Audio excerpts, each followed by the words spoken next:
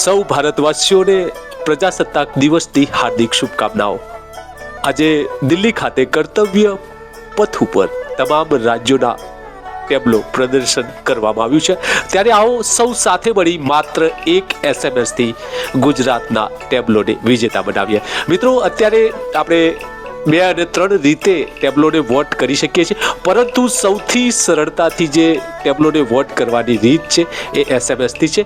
એટલે કે એકમાત્ર SMS થી આપ ગુજરાતના ટેબ્લોને વિજેતા બનાવી શકો છો। તો આવો જોઈએ કેવી રીતે આપણે સરળતાથી આ ટેબ્લોને વોટ કરી શકીએ છીએ। મિત્રો નમસ્કાર, તમારો એક વોટ ગુજરાતને વિજેતા બનાવી શકે છે અને 26મી જાન્યુઆરી 2025 ટેબ્લો વોટિંગ ચાલુ છે, જે આજે રાત્રે 12 વાગ્યા સુધી ખુલ્લી રહેવાની છે। વોટ કરવા માટે લિંક ઉપર આપણે ક્લિક કરવાનું રહેશે।